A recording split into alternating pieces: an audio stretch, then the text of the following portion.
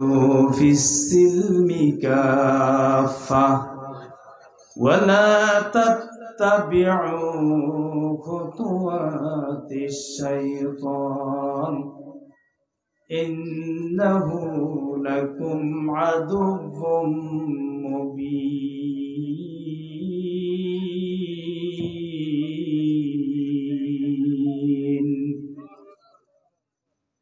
إن الله وملائكته يصلون على النبي يا أيها الذين آمنوا صلوا عليه وسلموا تسليما اللهم صل على سيدنا مولانا محمد وعلى آل سيدنا مولانا محمد بلغ العلا بكماله كشف الدجى بجماله حسنت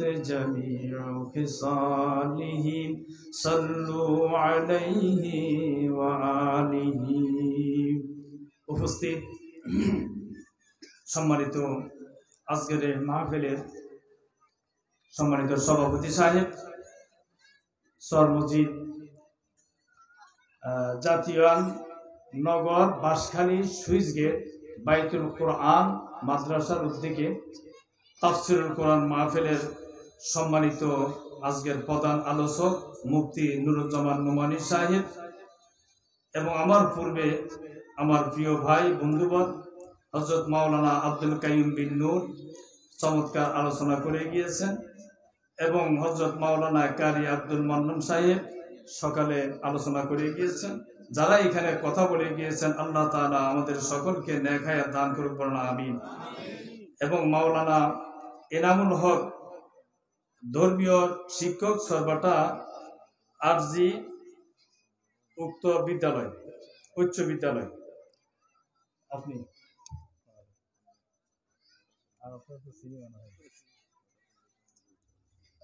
আপনারা সবাই কেমন আছেন? আমি আপনাদের এলাকার কথা না বললেও চলে, তারপরে যেহেতু আমার কলিজার ভাই কামাল ভাই তিনি বলেছেন এই জন্য আসলাম। যেহেতু বসে গিয়েছি, কথা যেহেতু বলতে জানি না, বসে গিয়েছি, কিছু কথা বলতে হবে, না হয় হক আদায় হবে না। আমি কোরআনে কারিম থেকে বাছাই করা, যাচাই করা, জয়ীজ করা, জায়েজ করা আল্লাহ তাআলার সরাসরি বাণী 3টি আয়াত কারিমা তেলাওয়াত করেছি। চেষ্টা করব 3টি আয়াতের উপরে আপনাদের সামনে কিছুক্ষণ বসে থাকার জন্য, কথা বলার জন্য। আল্লাহ তাআলা সেই পর্যন্ত আমাদের সকলকে ধৈর্য ধারণ করে কথাগুলি শোনার মতো সর্বপ্রথম আমাকে আমল করার তৌফিক এবং যোগ্যতা দান করে, বলুন আমিন।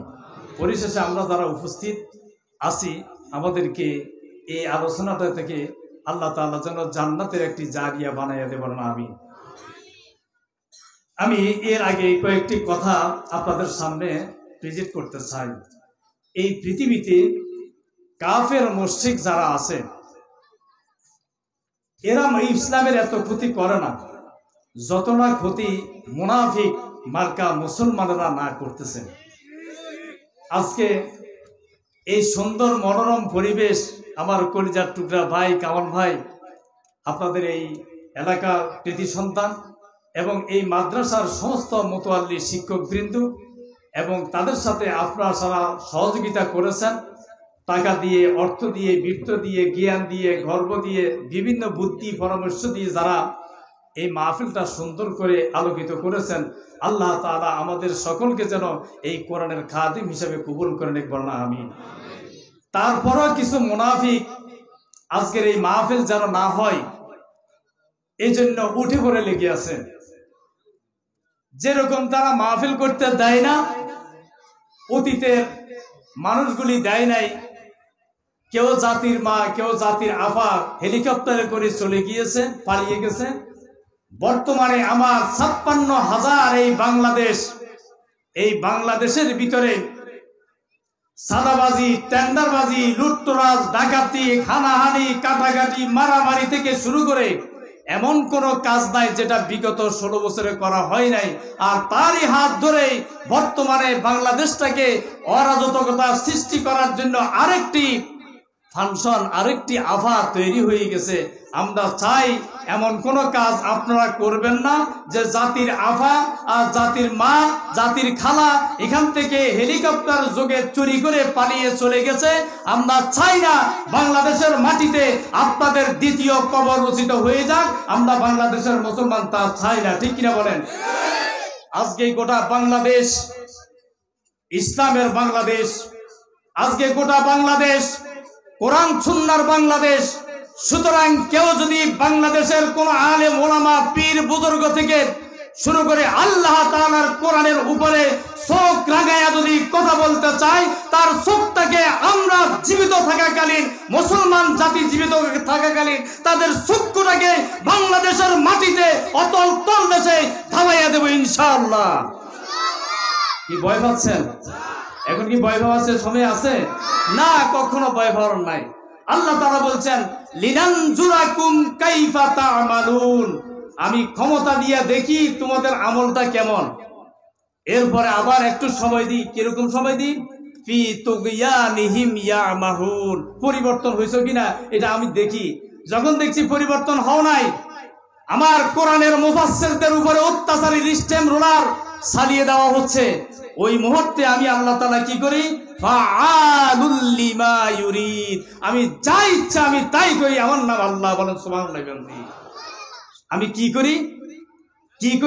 এখন আল্লাহ তাআলা পরে বলছেন ইন্না বাতশা রাব্বিকা লাশাদীদ, আমি এমন ধরি তোমার টেলিফোনের কাছে হাত যাওয়ার আগেই আমার জিব্রাইল তোমার কাছে হাজির হয়ে যাবে। বলেন সুবহানাল্লাহ। সে আল্লাহ আছে না নাই? নাকি দুর্বল হয়ে গেছে আগের চাইতে? আমি আপনাদের সামনে অল্প কয়েকটি কথা বলেই শেষ করব, বলি ইনশাআল্লাহ। আল্লাহ রাব্বুল আলামিন বলেন ওয়া মাইয়াবতাগি গায়রাল ইসলামি দীনান ফালাই ইউকবালা মিনহু ওয়া হুয়া ফিল আখিরাতি মিনাল খাসিরিন। আমার বিধান বাদ দিয়া, আমার কোরআন ও হাদিস বাদ দিয়া, আমার রাসূলের তৈরি করা মতাদর্শ যেখানে তৈরি হয় সেই মাদ্রাসা বাদ দিয়া তোমরা এমন কোন রাস্তার কোন পীরের অনুসরণ করতেছো, ওইটা তো তোমাদের দুনিয়াও শেষ হয়ে যাবে, আখিরাতও শেষ হয়ে যাবে।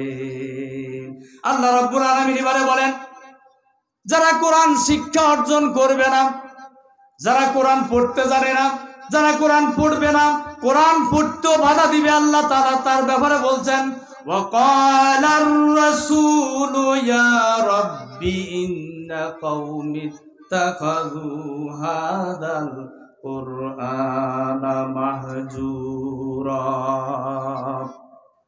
আল্লাহ তাআলা বলেন কাল কিয়ামতের দিন যারা আমার বিধান কোরআনে কারীমকে পড়বে না, বুঝবে না, জানবে না, তাদের বিরুদ্ধে আমার রাসূল ওই সমস্ত লোকদের বিরুদ্ধে আমার আদালতে মামলা দায়ের করবে।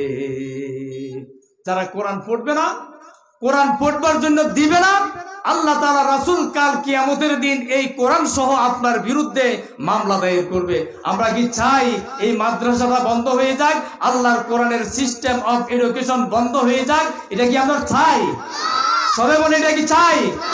যদি কোনো বাটপার, কোনো সিলিংবার, কোনো মুনাফিক যদি এই মাদ্রাসা মসজিদের দিকে যদি হাত দেয়, আপনারা কি তা এইভাবে বসে থাকবেন? কখনো না। আল্লাহ রাব্বুল আলামিন বলেন ইন্নাল্লাযীনা কাযযাবু বিআয়াতিনা ওয়াস্তাকবিরু আনহা লা ফাফতাহু লাহুম আবওয়াবাস সামাওয়াতি ওয়াল আরদ ওয়া লা ইয়াদখুলুনাল জান্নাতা হাত্তা ইয়ালিজাল জামালু ফি সাম্মিল খিয়াত। রব্বুল আলামিন বলেন, যারা কোরআনের বিরোধিতা করবে, আলেমের বিরোধিতা করবে, মসজিদের বিরোধিতা করবে, মাদ্রাসার বিরোধিতা করবে, আল্লাহ রাসূলের আইন ও কানুনের বিরোধিতা করবে, মুসলমানদের বিরুদ্ধে, নামাজীদের বিরুদ্ধে যারা অবস্থান করবে, তাদের জন্য আকাশের দরজাও খোলা হবে না, বরং তাদের কাছে একটা সূচের ছিদ্র দিয়া ওট প্রবেশ করা যেরকম কঠিন, এই লোকগুলি আল্লাহর জান্নাতে যাওয়া এর চেয়েও অসম্ভব হয়ে যাবে। নাউযুবিল্লাহি মিন যালিক। রব্বুল আলামিন এবারে বলেন, ওয়াকাদিমনা ইলা মা আমিলু আমালিন ফাজআলনাহু হাবাম মানসুরা। যারা কোরআন মানবে না, কোরআন পড়তে যাবে না, কোরআনের আইন ও কানুন সমাজে প্রতিষ্ঠিত হোক, এটা যারা চাবে না, আল্লাহ তাআলা বলেন তাদের আমলনামা আমি দুলার সাথে আকাশ পানে বাতাসের উপরে দুলার মতো উড়াইয়া দেব। যাদের কাছে কোরআন থাকবে না, তাদের কাছে শয়তান ছাড়া দ্বিতীয় আর কিছু থাকবে না। আমরা এমন নেতার পিছনে হাঁটি, যেই নেতা নামাজ তো পড়ে না, কর্মীদেরকে পর্যন্ত নামাজ পড়ার জন্য উদ্বুদ্ধ করে না। নাই, আপনার নেতায় সিগারেট খায়, কর্মীকে বলে যে আমার জন্য এই আগুন নিয়ে আসো, এবার আনার পরে কর্মীও সিগারেট টানছে, নেতাও সিগারেট টানছে স্টেজের মধ্যে। নাউযুবিল্লাহি মিন যালিক। আজান হচ্ছে, মাইক বন্ধ করে দাও, 14 গ্রামের ঘটনা। আজান হচ্ছে, বুঝে মাইক দিয়ে মাইকে আজান দেওয়া যাবে না। আচ্ছা আপনারা বলেন তো, যারা এই কথাটা বলবে তাদের বিরুদ্ধে আমরা যদি কথা বলি তো বলে রাজনীতি করার জন্য আসছে, এটা কি রাজনীতি? যেখানে আল্লাহর আজান বন্ধ করে দেওয়ার জন্য বিগত 16 বছর পর্যন্ত যারা চেষ্টা করেছে, অনুরূপ পথে যারাই হাঁটতেছে, তারাও আবু জাহেলের উত্তরসূরি, ঠিক কিনা করে বলেন? রাস্তাঘাটে টেন্ডারবাজির জ্বালাই, সাদাবাজদের জ্বালাই, রাত্রে ঘুমাতে পারছি না ডাকাতের জ্বালাই, কি শুরু হয়েছে? শুধুমাত্র কেবলমাত্র একমাত্র আল্লাহর বিধান না জানার কারণে আজকে মুসলমানদের আজকে এই দশা হয়েছে, ঠিক কিনা বলেন? কবি বলেছেন, ওয়াহ জামানা মে মুআজ্জাজ থি মুসলমান হোকর और तमरी हो तारीखे कुरआन होकर। সেই যুগের মুসলমানগুলি আল্লাহ রাব্বুল আলামিনের 30 পারা কোরআন শরীফ তারা বুঝে শুনে আঁকড়ে ধরে লালন পালন করে ধারণ করে পৃথিবীর জমিনের উপরে সম্মানিত জাতিতে তারা বসিত হয়েছে। শুধু তাই হয় নাই, জান্নাতের টিকিট পর্যন্ত দুনিয়ার জমিনে তারা প্রাপ্ত হয়েছে। আর আজ পৃথিবীতে 150 থেকে 200 কোটি মুসলমান বসবাস করেন। আল্লাহর কোরআন পড়া বাদ দিয়া, আল্লাহর কোরআন আর সিস্টেম অফ সব কানুন বাদ দিয়া আজকে মুসলমান জাতি ইহুদি খ্রিস্টানদের জুতার লাঠি আর বোর্ডের জুতার আঘাত প্রাপ্ত হয়ে ইউনিটের আঘাত খেয়ে মরে যাচ্ছে, ঠিক কিনা বলেন?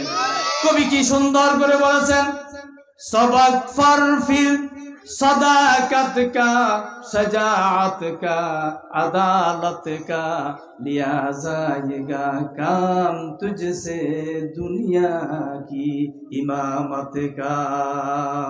ও পৃথিবীর মুসলমানেরা, যদি আল্লাহর কোরআন থেকে সমাজনীতি, রাষ্ট্রনীতি, রাজনীতি, অর্থনীতি, ভূগোল নীতি, সকল নীতি যদি কোরআন দিয়া যদি সমাজ চালাইতে পারো, এই কোরআন থেকে যদি সবক নিতে পারো, তাহলে আল্লাহ রাব্বুল আলামিন সেই পূর্বের হারানোর ইমামতির দায়িত্ব আবার মুসলমান জাতি তোমাদের হাতে দিয়া দিতে পারেন। কবি